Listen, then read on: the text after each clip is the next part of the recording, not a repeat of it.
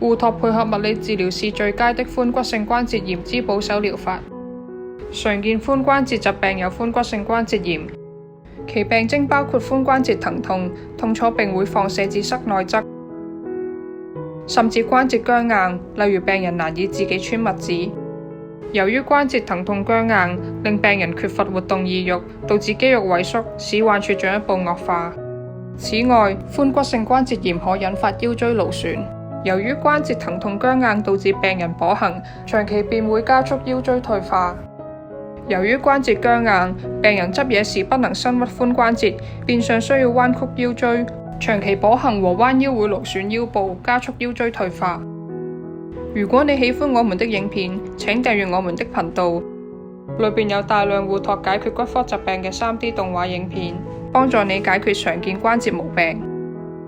最佳髖骨性關節炎之保守療法係使用髖外展限位固定器 T04C 改變負重軸心限位固定外展。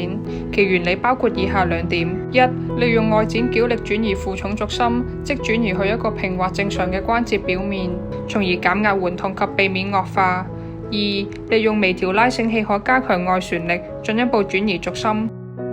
期間必須同時進行物理治療，其首要目標係活動關節，其次係鍛煉肌力，鞏固關節。例如強壯嘅股肌同四頭肌能促進關節活動，從而提升生活質素。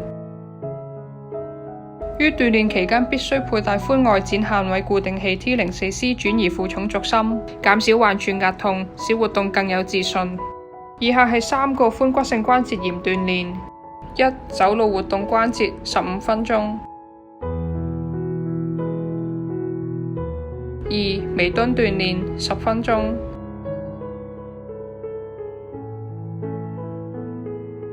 3、提筋提指鍛煉10分鐘。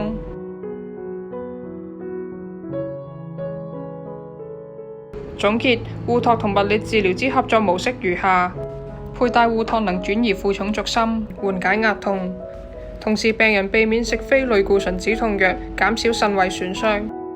配合物理治療能鬆解僵硬嘅關節，並增強肌力，提升生活質素。